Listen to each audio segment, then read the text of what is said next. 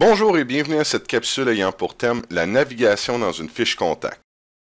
Les objectifs de cette capsule sont de vous familiariser avec la navigation dans la fiche contact, de mieux comprendre la définition et l'utilité de la fiche contact dans CRM, de vous présenter les informations que nous retrouvons typiquement dans une fiche contact et de vous permettre d'interagir avec la fiche contact. Avant de commencer la démonstration, qu'est-ce qu'un contact et à quoi sert un contact dans CRM? Un contact est une personne, un être humain associé ou non à un compte.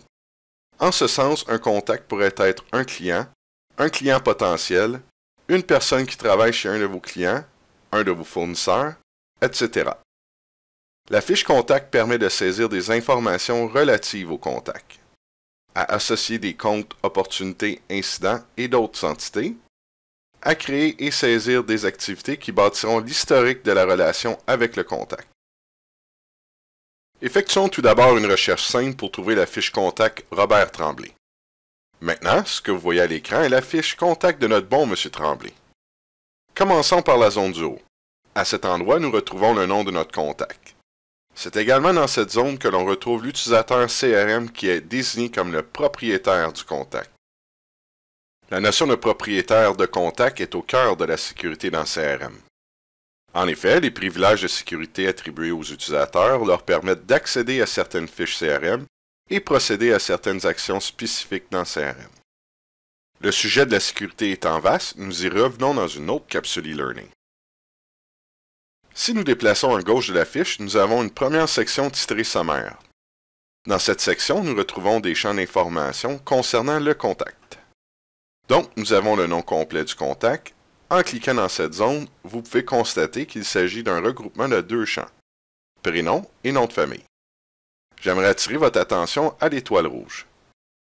Celle-ci informe l'usager CRM que ce champ doit absolument être rempli afin de pouvoir sauvegarder la fiche.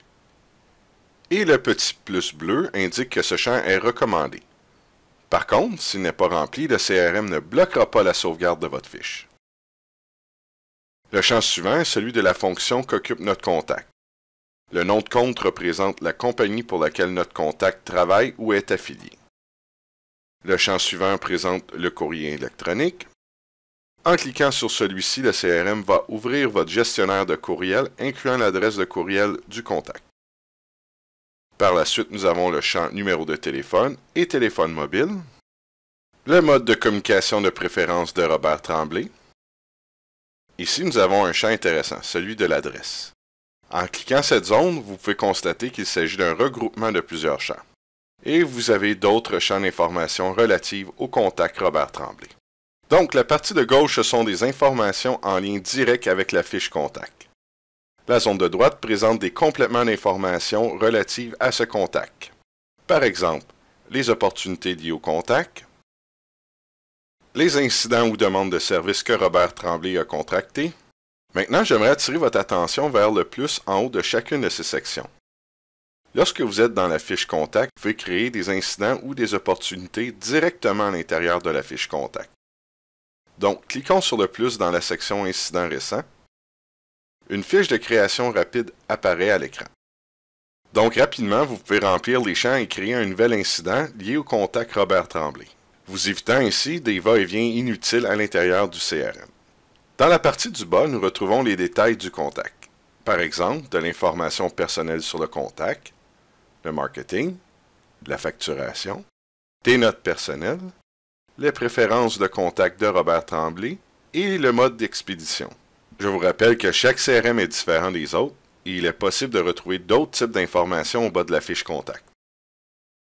Retournons au centre de la fiche contact. Ici, nous retrouvons le flux des activités. Veuillez noter que les fonctions relatives au flux d'activités sont très riches et apportent beaucoup de valeur aux utilisateurs CRM. Nous abordons le sujet en détail dans une autre capsule.